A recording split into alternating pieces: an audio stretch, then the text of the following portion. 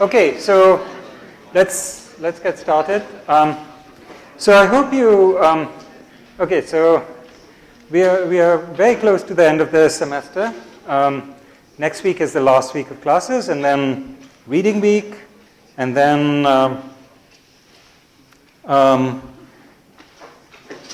the final for this course is the very last final during finals week. Okay, so and that's what we get for this really privileged, lecture slot that we have, which is Tuesday, Thursday afternoon. So it's going to be, I think it's the 14th of December, Friday, 7 to 10 p.m. in this room. Okay, so all right now. Over the last few days, some of you have come by and talked to me about your second midterms. There are some people who did well on the first midterm and then did not so well on the second. They found it a little more challenging, and so two things about it. One thing that I discovered in talking to people is that they made things a little hard for themselves while trying to take the exam, in the sense that they expected the questions to be difficult, and so they made them difficult. So many of these questions, well, it's not for all the questions, but certainly the people involved could have done better if they had just put aside everything they knew and just done it using common sense alone, right? So I'll try to either in the next lecture, which is okay. So there's Thanksgiving break right now, the rest of the week, and then Thursday, and then so the next lecture would be Tuesday. So if I can possibly fit it in, I'll speak a little bit to this, to how to think about these questions, so you don't make them too difficult for yourself. Okay. So I feel that this is something that if you learn nothing else from this course, you should learn how to not make things difficult for yourself, right? That often just being able to expect an easy answer and think about it and think clearly about it and find it, this is an important skill, and this is something that you should learn in this course. So I'd very much, I really want to try to emphasize it, try to get it across. So again, I feel it's a priority, so I'll try to fit it in the next lecture. If not, then I'll try to do something during reading week, and that's going to be I'll post it. But this is something that you should learn about. Okay, so that's the first thing about the second midterm. The second thing is, I told a few of you that that I will. What I'll do is I'll apply a Paul Ryan correction to your scores. Okay, so. Does everyone know what a Paul Ryan correction is? Okay, so there's a website about this, where if you run a marathon and you input your time, the completion time, then the website will give you a Paul Ryan correction to your running time, and it'll say, well, if you run it in 3 hours, then your corrected time is 2.4 hours. Okay. So what do I mean by Paul Ryan correction in this case? So what I mean is this. So I realize that some of you may have done poorly in your second midterm, but that's not a reason that you should give up hope, and you should really try to do your best on the final. And so what I'll do when I look at your final scores is I'll look at what it was like just using the formula that I said. And I'll also look at whether you did particularly badly in the second midterm, whether there was a particular trough, and if you managed to get over it in the final exam, and that shouldn't be a reason for you to actually get a worse grade. So, so in other words, if for any reason you found yourself caught in this complex, thinking too hard and making questions too hard for yourself in the second midterm, don't lose hope. You still have the final, and if you do well in it, we'll apply a Paul Ryan correction to your scores. Okay, so all right. Okay, so yes. On scheduling, There are discussion sections tomorrow, I believe. So check Piazza. They should have posted about it. Yeah? Okay. So in terms of the actual course content, we are going to be talking more about continuous probability today. So the exponential distribution, Gaussian distribution, and Kalman filters. And next week, I'm going to be talking about infinity, countable, uncountable, and uncomputability, right? So tomorrow the section should cover continuous probability, and next week's section should cover, well, maybe some continuous probability, but also infinity and uncomputability. Okay. All right. Okay. So let's go ahead and talk about, as I said last time, there are two important continuous distributions. These are distributions you should know about. The first is called the exponential distribution.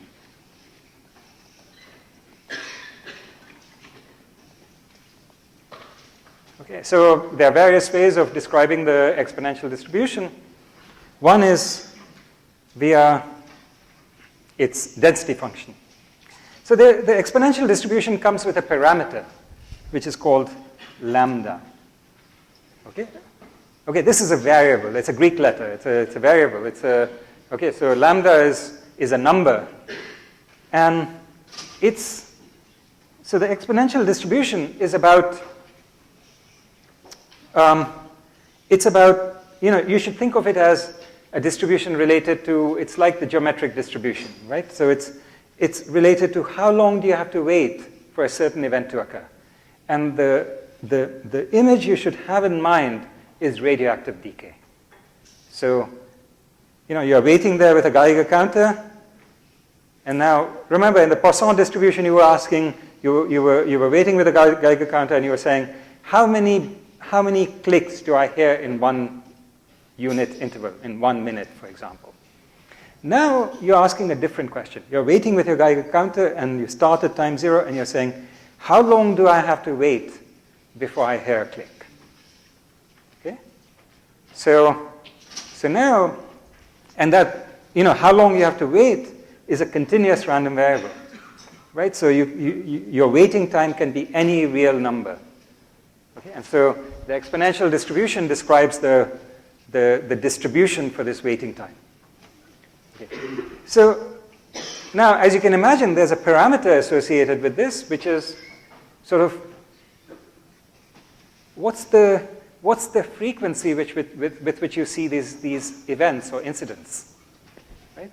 So this is the frequency of incidents, right? Meaning, so for example, if lambda equal to 2.5, then you should think of it as, on average, you see 2.5 incidents per unit time. Okay? So you're looking at this radioactive decay, and you wait, and you have an incident, which is you see a click on your Geiger counter. Okay, lambda is a parameter which sort of says how frequently should you see them. Okay, but now we are not interested in how frequently. We are interested in how long do we have to wait before we see such, before the first incident takes place. Okay, so the exponential distribution tells you how long you have to wait. Well, this is not a number; it's a probability distribution, and what we use to specify it is the probability density function. So the density function f of x is lambda times e to the minus x, if x is non-negative, and 0 otherwise. So the waiting time is obviously non-negative, so that's why you have this condition. Right? Okay. So now, using this information, we can work out what's the expected value of x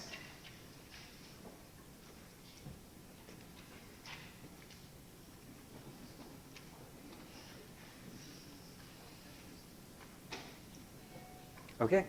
And what's the variance of x?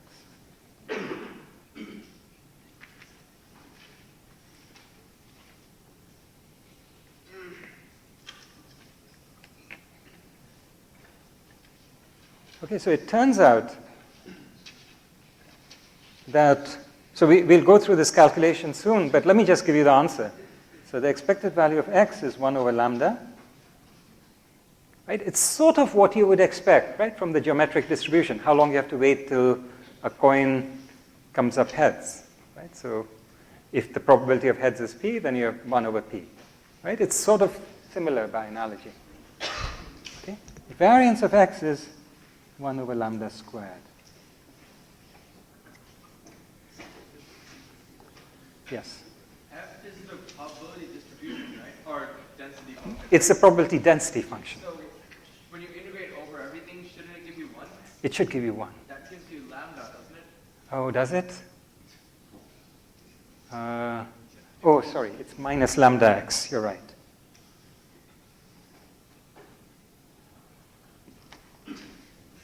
Sorry. Good catch.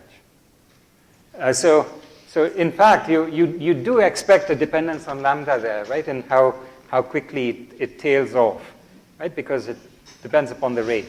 It should show up, right, in this exponential distribution. Okay?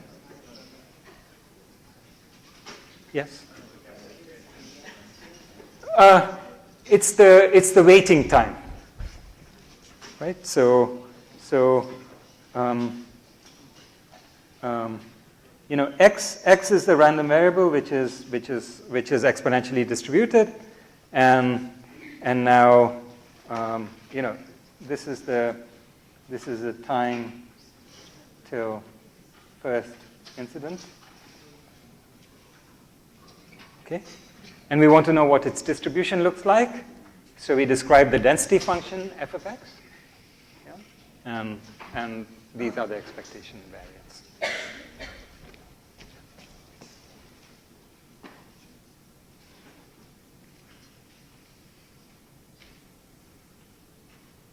Okay, so let's see. Maybe I'll go through the exercise of calculating these. So to compute the expected value of x, you would get integral 0 to infinity x times f of x dx. Right? That's the expected value. Right? Where this is the density function. So that's integral 0 to infinity x lambda e to the minus lambda x dx. Now everyone know how to compute these integrals, right? You do it by parts. So this is, you know, the first one. So you divide it into parts. So you know, lambda you can pull out. It doesn't matter. And so you let this be the first function, that be the second function. You can pull lambda out. I don't even want to deal with that. So it's going to be the first times the integral of the second. So e to the minus lambda x over minus lambda between 0 and infinity minus integral from 0 to infinity of the derivative of the first, which is 1. And then lambda we have pulled out, times the integral of the second, e to the minus lambda x over minus lambda dx. Okay, this is 0 at both sides, right? So when you have x equal tending to infinity, e to the minus lambda x just drives everything down to 0, and at x equal to 0. Well, x is 0, so that's 0. So this just goes. This is integral 0 to infinity of e to the minus lambda x dx. And this Right, this you can figure out, right? It's not been that long for you.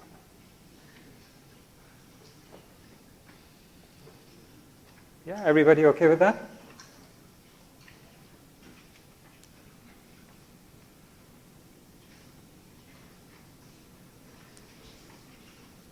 Yes?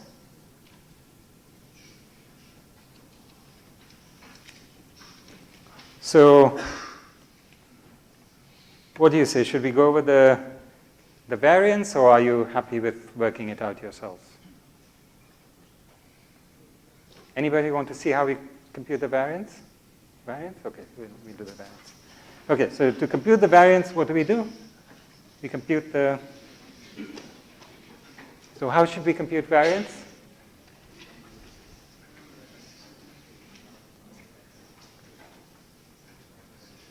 Expected value of x squared minus expected value of x whole thing squared. This we already know, right? We computed the expected value of x already. It's 1 over lambda.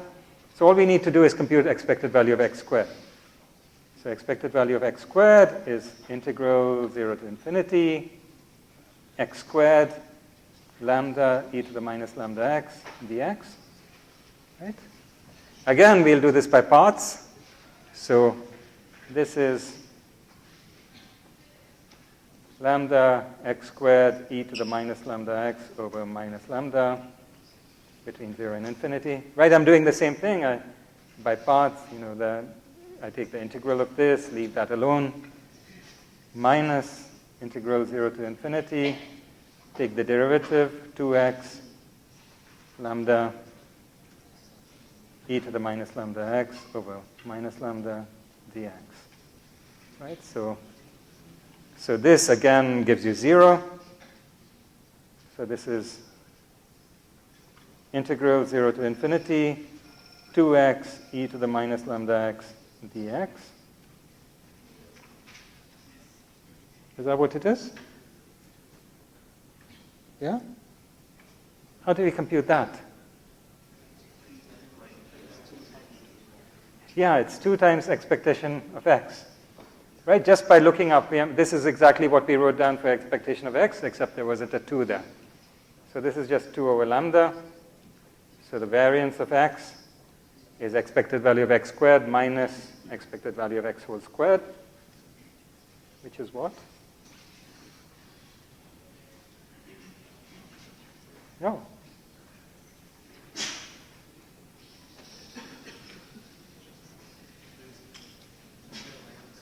I'm sorry? There's no...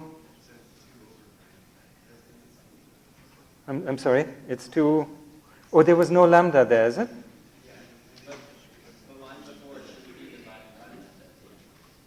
The line before? Oh, right, there shouldn't be this, right?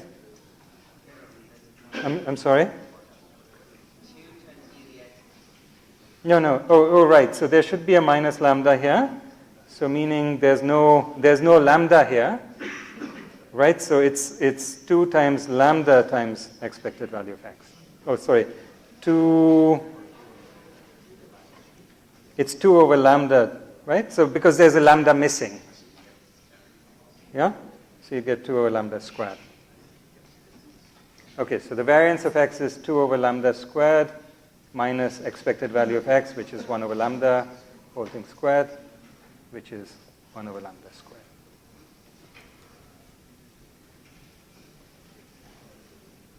Okay?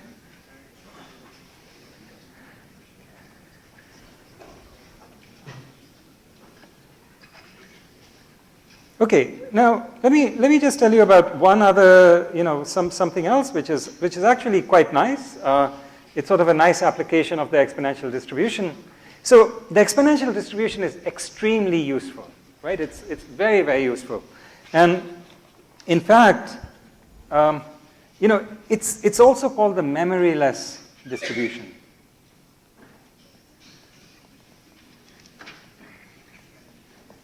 Okay, so the reason it's called memoryless is, suppose you know that x is greater than s. So you've waited already for s units of time. And now you want to know what's the probability that x is greater than t plus s. Okay, so here's your picture. You've started at time t equal to 0. This is time. You started at time t equal to 0. You waited out till s. Nothing happened, right? So you were waiting with your Geiger counter. Nothing happened. Now you want to know what's the chance that x, you have to wait another t units. The answer is, so what's that probability? It's exactly what it would be if you started from scratch at time t equal to s. Right? So it's equal to probability x is greater than t. Right? So if nothing's happened so far, the clock just starts all over again. You're starting from scratch. Right? There's no memory of what happened in the past. Right? It's exactly the way it was with coin flips. You're flipping a coin, you're waiting for the first heads, you flip the coin 100 times, and now you say, okay, so here's the way people reason, right? They say, well, I'm seeing this, I've been flipping this coin. Okay, so this is how people reason when they go to Las Vegas, right? They say, well, I've been betting for so long, I've been unlucky so long, my luck is about to turn. Right? That's what, but in fact, that's not the way probability theory works. Right? The fact that you've been unlucky so far has absolutely nothing to do with what's going to happen in the future. The chance you'll get a heads in the next trial is exactly what it used to be. Right? It's completely memoryless. And that's what this, that's what this is. Okay.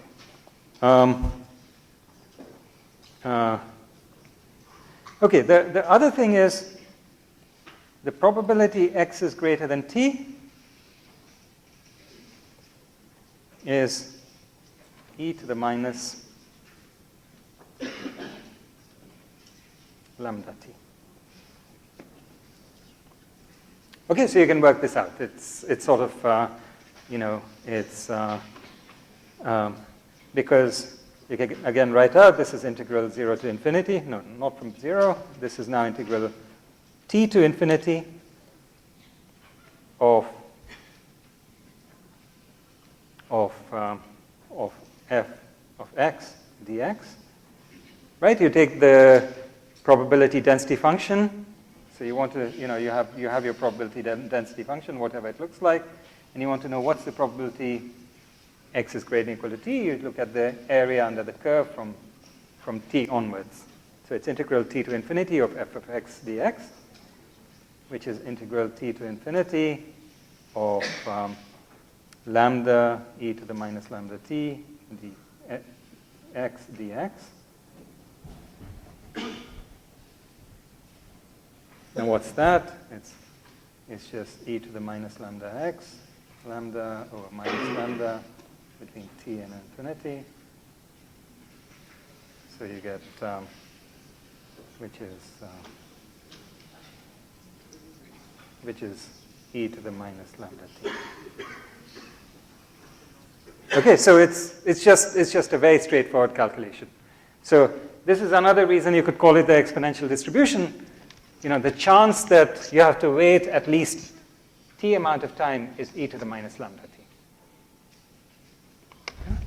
Okay, so let's do a very nice simple application of this. Okay, so let's say that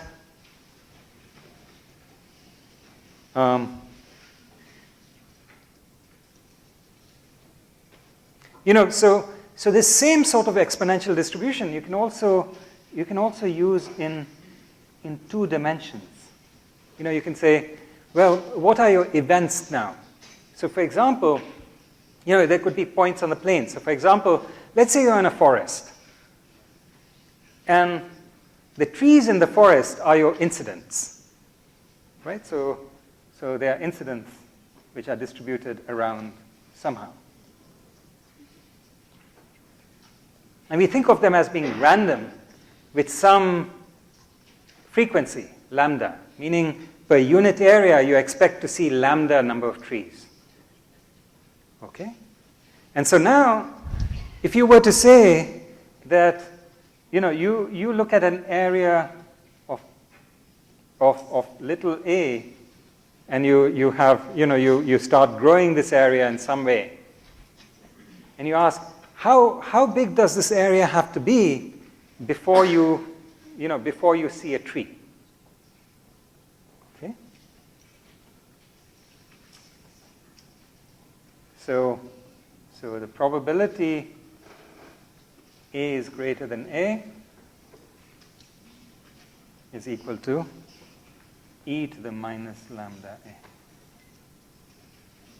Right? So your area is A, and you want to know what's the chance that you didn't see a tree so far. So you're growing this area, and if your rate is lambda, then the chance that you didn't see a tree is e to the minus lambda. Right? It's exactly what we did before. Right? It's exactly like this one-dimensional problem. So now you could use this to try to figure out. So let's say you are in a forest with trees with frequency lambda, with density lambda, and you want to know how far can you see in a particular direction. So you pick a direction at random, and you look in that direction, and you want to know how far can you see. Well, you can see as far as you can until your line of sight is blocked by a tree. So let's, since we are saying in a random direction, you may as well pick the x-axis. And so you're here, you're looking along the x-axis, and you want to know how far can you see before there's some tree that sits in your way, and it blocks your view. Okay, so let's make the simplifying assumption that all your trees have radius r. Okay, so now what we want to know is what's the probability that how far you can see is some value. How far you can, so x is equal to how far you can see. We want to know what's the probability x is greater than little t. So let's try to understand, what does it mean that you were able to see as far as little t? Well, what it means is, here's 0, here's little t. It must be the case that there's no tree between you and 0 and little t. Right? There must be no tree between here and here on that line. But that's not enough, right? Because even if you had a tree close to that line, even if you had a tree out here, it has radius r, and it would block your sight. Right? So what's the actual condition that you would be able to see along this line all the way out till here? So there must be a corridor which is free of trees, right? So the center of the tree cannot lie within this corridor of width 2r, right? Is that clear? So as long as your tree is outside this, and in fact, there must be a semicircle here. But on the other hand, out here also, if you think about it, you have a semicircle. So this area must be free of centers of trees. But this area is 2t times r. So you have an area of 2t times r, which must be free of trees. So we are saying the probability x is greater than t is the same as the probability A is greater than 2tr, which is e to the minus lambda 2tr. Okay, so that's the probability that you can, in a forest where the density of trees is lambda, that when you look in a particular direction, that you'll be able to see this far.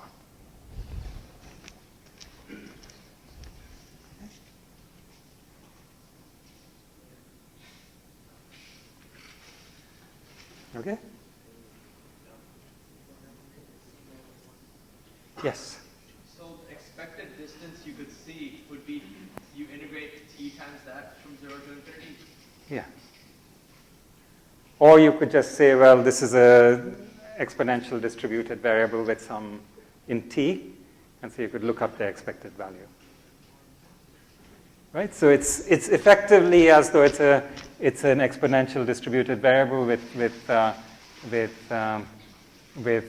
frequency equal to 2r lambda, and so it'll be 1 over 2r lambda. Yes. Yeah. Yeah. Well, it would actually block you. You'd be inside the tree. That's why we, so if you're standing there, we know that there's no tree inside this semicircle.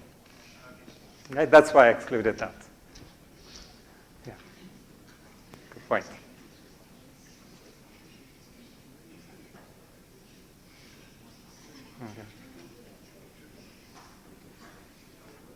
Okay, shall we take a 1-minute break?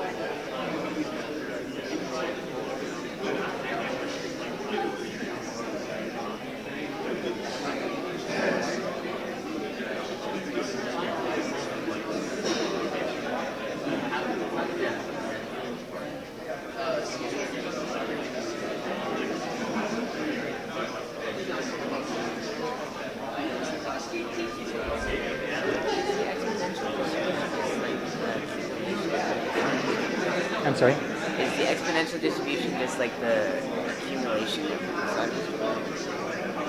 It's the weight income. So the Poisson is the number of incidents you have per, in that period, whereas the exponential is asking how long do you have to wait for the first one. So if you were tossing coins, the Poisson would be like the number of heads you get in n splits, whereas exponential is like how long do you have to wait till you get the first heads. Yeah? Okay, let's, so the second distribution we'll talk about today is the Gaussian distribution, which I briefly introduced last time. So this is considered to be the most important distribution there is. Okay?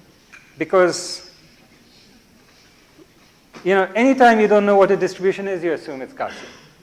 And the reason we do that is because of the central limit theorem, which we'll talk about in a few minutes. But, I showed you pictures of the central limit theorem last time, and I'll describe to you what it means, formally today. But, okay, so what's the Gaussian distribution? Well, it comes with, the Gaussian distribution with mean mu and standard deviation sigma is given by this density function. Okay? Now, if you're like me and you don't like anything complicated, then what you do is you sort of simplify this and you say, well, what happens if let's take the case where mu equal to 0, the mean is 0, and sigma equal to 1, and now the density function is 1 over square root 2 pi e to the minus x squared over 2.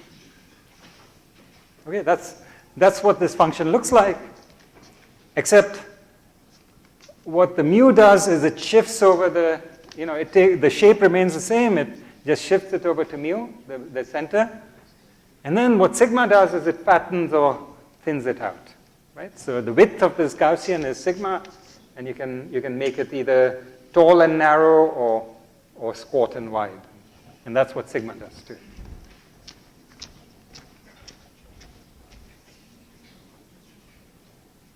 Okay? So again, what we can do is we can sort of, we need to actually verify that the mean of this function is, if this is the density function, the mean is mu and the standard deviation is sigma. Okay? So, you can go through the calculation. It's sort of easy. It works out. Let me just go through it very quickly, just to show you what it entails. But I'll do it without the mu and sigma. I'll just do it in this case because it'll be easier for you to see what's going on. And then once you see that, you can carry it out for that one. You don't even have to take any more steps. It's just one more step, a change of variables or something, which you all know about, and it just falls out using exactly the same arguments, except that with this, you'll just find it a little easier and clearer and easier to follow. So let's do it this way. So what we want to do is we want to show that if this is our function, then the expected value is 0. Right? So what's the expected value of x? It's integral minus infinity to infinity of x, f of x, dx, which is integral minus infinity to infinity, x times 1 over 2 pi square root e to the minus x squared over 2 dx. And now what? How do we integrate it? By substitution, by parts, by... Yes? It's an even times an odd function. Oh, yeah. What you do is you don't integrate it. You just look at it and you say, it's obviously 0. That's what we do. Okay, why is that? You see, because this is symmetrical, e to the minus x squared over 2. Right? You see out there, you go to x or to minus x, it's all the same. But what about x? It's odd, right? So at minus x, it's minus of what it is at x. Right? So integral minus infinity to 0 of this is going to be exactly the negative of whatever it is from 0 to infinity. Right? So, okay, you can, if you don't want to write it's equal to 0, you can also say this is equal to integral from minus infinity to 0 of this plus integral from 0 to minus, so 0 to infinity of that. And this is, the first number is exactly minus of the second number. So they could both cancel out and you get 0. Right? If this number equal to a, then that number equal to minus a, and so the sum is 0. Okay. So much for the expected value. Now, how about for the variance? So it turns out there's one thing you need to know in order to deal with the Gaussian. It's something that you can prove. Okay, so I won't prove this for you, but it's sort of easy to prove. It's that integral minus infinity to infinity minus x squared dx is square root of pi. Okay? I said it's easy to prove, but, well, it's not really that easy to prove. You need a trick to prove it. But once you know the trick, it's easy to prove. Okay? Now, I think the trick is in your notes. Is it? Okay, so what you do is, what you do is you say, well, let this value be some number a, then you multiply it by itself, you get a double integral, and then you change to polar coordinates, and the whole thing just solves itself, and you get a squared equal to pi, and so a must be square root of pi. Okay, so there's some way of doing this, but if you're not really interested in doing integrals, just remember this is true.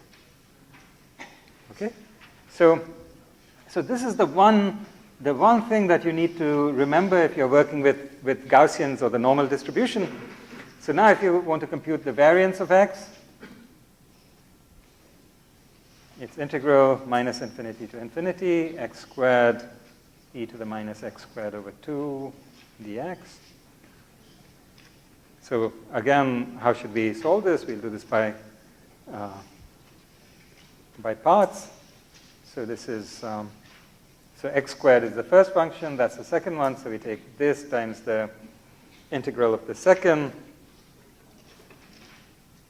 e to the minus x squared over 2 divided by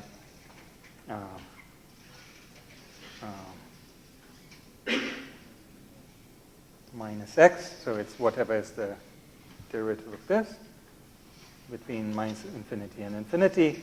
It doesn't matter, this is all going to be 0 anyway because of x. And then minus integral minus infinity to infinity. We had a 1 over square root 2 pi, 1 over square root 2 pi. The derivative of the first one times e to the minus x squared over 2 divided by minus x. So you get rid of that, you get rid of the minuses, and you get 2 over square root 2 pi integral minus infinity to infinity e to the minus x squared over 2 dx. Okay. So now we are almost done. We can, all we need to do is figure out this integral. This integral is not the same as the one up there. It's not square root of pi.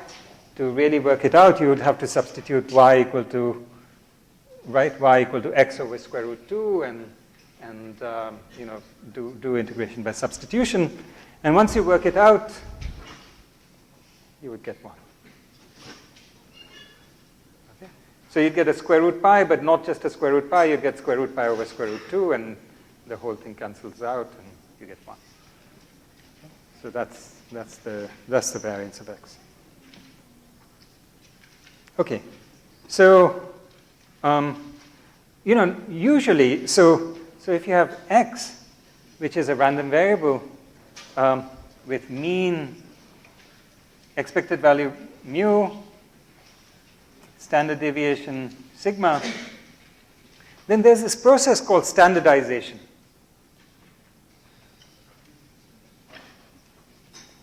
So you can look at the random variable x minus mu. What's its mean? What's its expected value?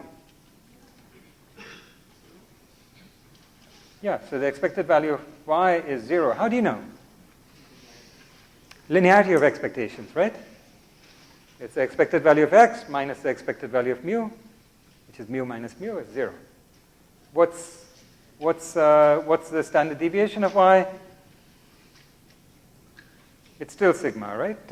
You can't change the standard deviation by shifting the random variable. Okay? So now, what if you took a random variable which is z, which is x minus mu over sigma? What's the expected value of y?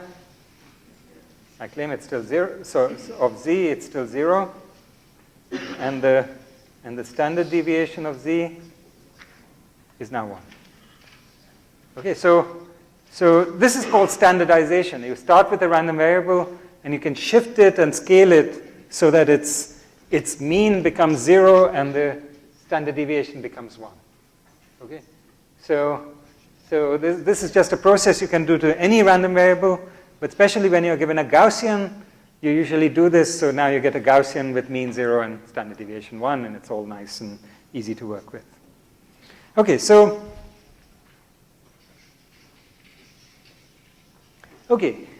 now here's, last time I showed you these pictures which showed you that if you take the sum of random variables with the same mean and same standard deviation, no matter what these random variables are, their sum starts looking more and more like the Gaussian distribution or the normal distribution.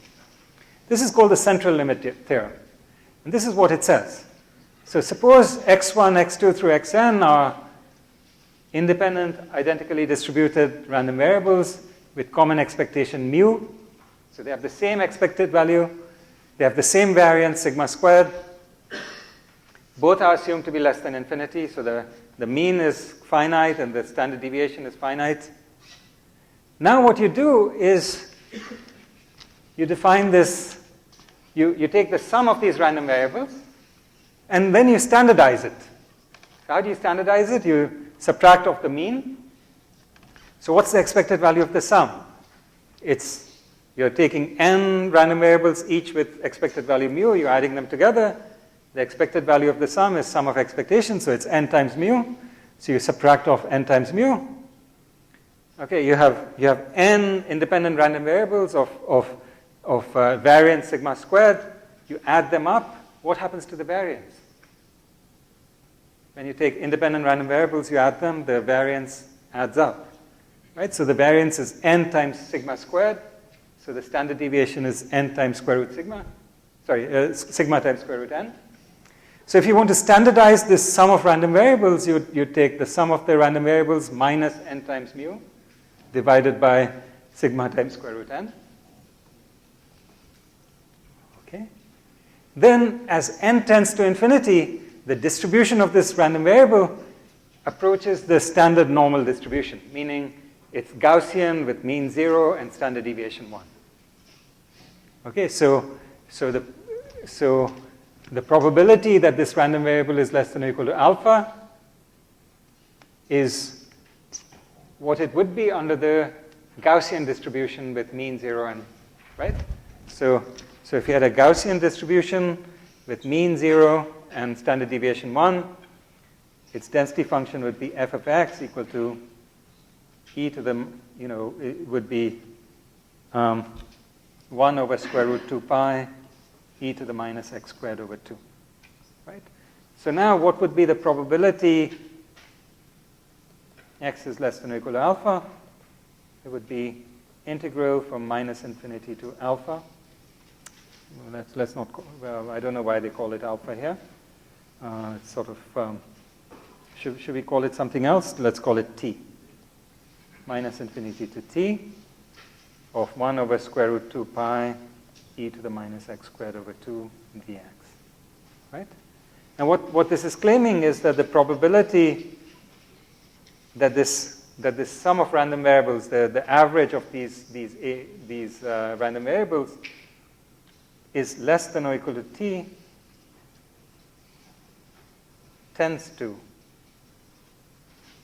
exactly this value, meaning that the random variable is tending to looking like the Gaussian.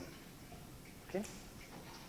So that's what we looked at last time. So we said, suppose that each of the xi's is picked from one of these distributions. So maybe all the xi's are picked from the third distribution there, which looks like this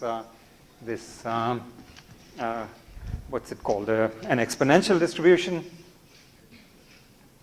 And then you take 2 samples and you take the average of them and you look at the distribution, and it already looks, it looks more like the bell curve.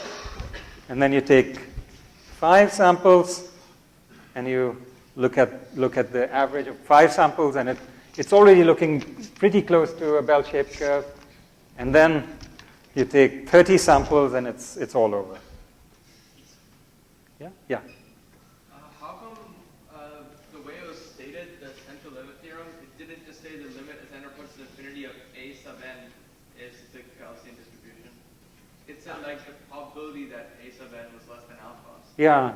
Well, because you have to smooth it out, right? It may be that the function is pretty jagged, and so you can't say that the function itself converges to, but that the area under the curve at every point converges to that.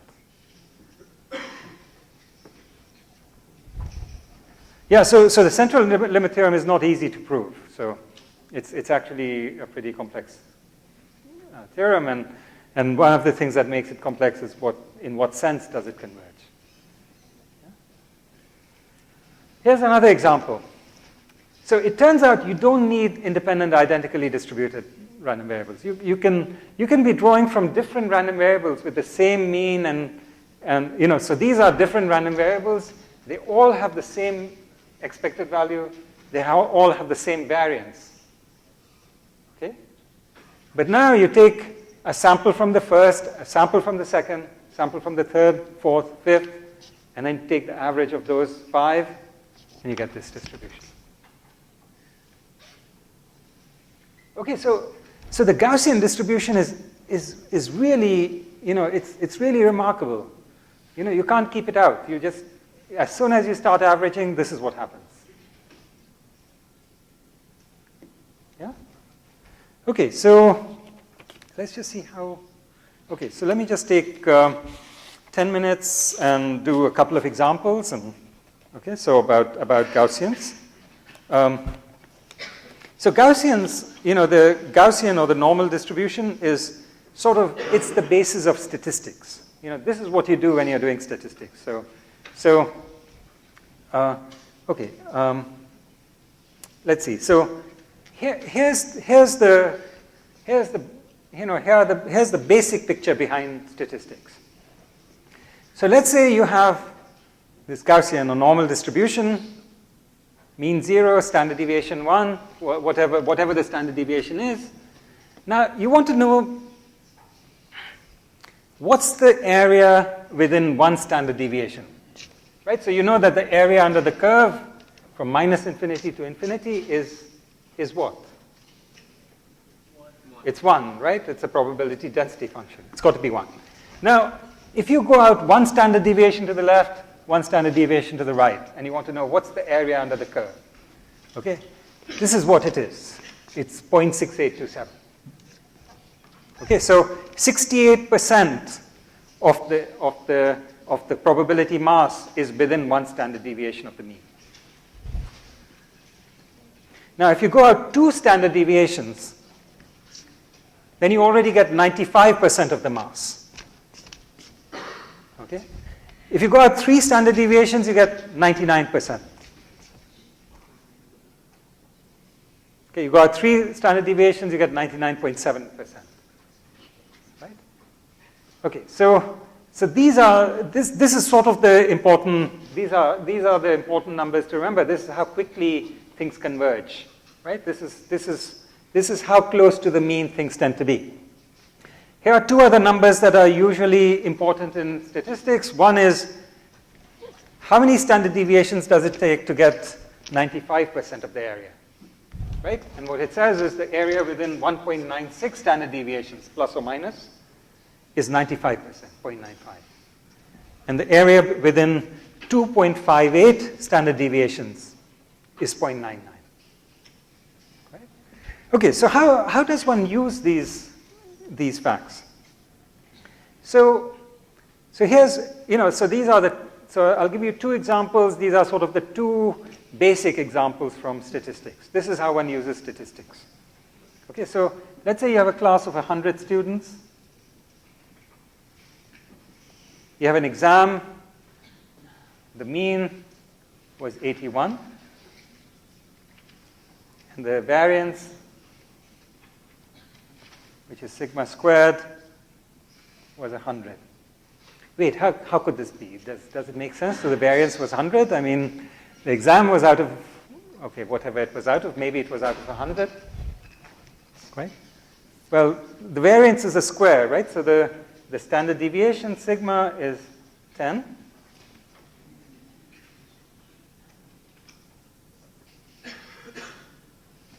Okay? And now, what we want to know is, what's the, so you have a new person who takes the exam, random student in the class. You want to know what's the probability that they score between 61 and 100.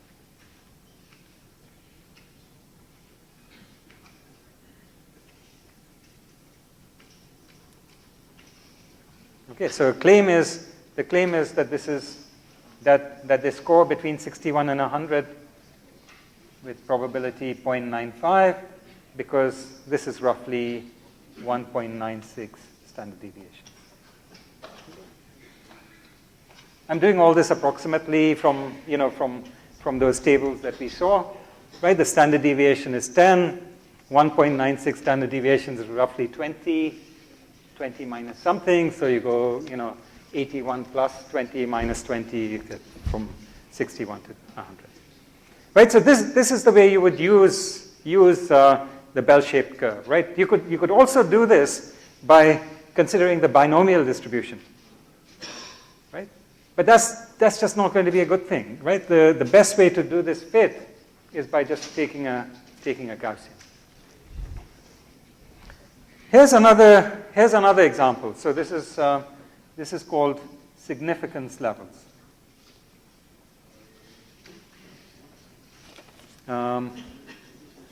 Okay, so you're told. So somebody gives you a coin and tells you it's a fair coin. So you're told that a coin is fair. Okay, you toss it 100 times. It comes up, you get 41 heads. And now you're starting getting, you sort of think to yourself, if it was a fair coin, shouldn't it have come up heads 50 times? Right? So you're getting suspicious and you want to know, could it be that this person cheated you and it wasn't a fair coin, it was a biased coin? Okay? So this is what you do in statistics. You do hypothesis testing, or what's called significance levels. So your hypothesis is the coin is fair. You made an experiment, which was you tossed the coin 100 times. You got 41 heads. You want to know, did you disprove the hypothesis? Okay? Now, why do we do things in such a convoluted way in statistics? Why do you start with a hypothesis and then you say, did I disprove it? Because the answer is, there's no way you prove anything by statistics. Okay, so all you can do is disprove. Okay? So let's see what happens in this case. So this is, the probability distribution is S100, right? So how many heads do you get in 100 flips of a fair coin? What's the mean? 50, right? What's the standard deviation? Oh, wow, that's very good. So let's see, the variance is 100 times P times Q, which is 100 times a half times a half, which is 25. So sigma is 5. Okay, so now you could work out what are these probabilities according to the binomial distribution, but that's very hard to do. Instead, you use the fact that you took the average of 100 trials. This must be normal. Okay, so what you do is you say S100 minus 50 divided by 5. So now this is a standard distribution. We subtracted the mean divided by the standard deviation. This is normal with mean 0, sigma equal to 1, right? So the probability minus 1.96 is less than or equal to S 100 minus 50 divided by 5 less than or equal to 1.96 is 0.95. Right, this is what we said, 1.96 standard deviations, probability 0.95. So you get that the probability S100, number of heads in 100 trials, is between 40.2 and 59.8 is 0.95. So you look at this and you say, 95% of the time, I would get something between 40 and 60 heads. I got 41. This has no significance at all. So I didn't disprove the hypothesis. Right? You see what I mean? You're saying, you started off with saying the hypothesis was the coin is fair. Right? You got only 41 heads. You were thinking to yourself, this must be an unlikely event. Right? What chance was there that I tossed a fair coin and instead of getting 50 heads, I got 41? Looks too far to me. It must be an unlikely event. So what did you do? You did this. You sort of said, well, this must be a normal distribution. This is the mean. That's the standard deviation. So the chance that you are 1.96 standard deviations away from the mean is 0.95. But 1.96 standard deviations is like 10 in this case. One standard deviation is 5, 2 standard deviations is 10. Well, we are within 2 standard deviations, but the chance of being within 2 standard deviations is 0.95.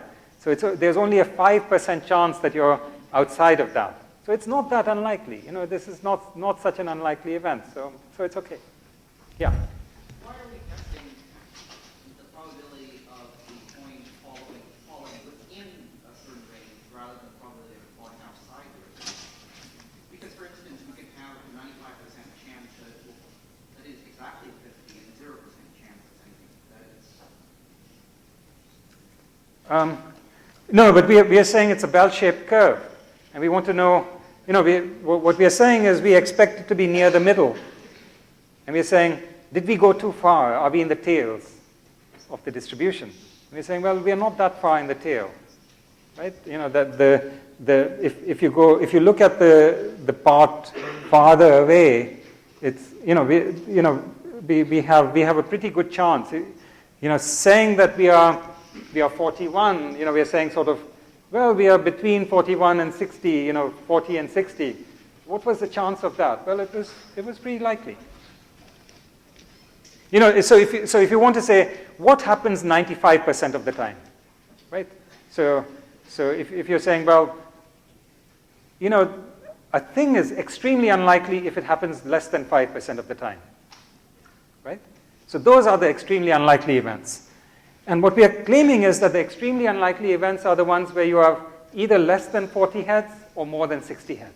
But this is not in that range. It's in the bigger part of the picture. And so we are not saying it's too unlikely. Okay. We are just saying it's in the large part of the distribution. It's not in the tails. Okay. Okay. Maybe we can take this outside of class. So actually, we have people from HKN here who are doing your reviews. So maybe I should stop and let you do this, and we'll see you next time.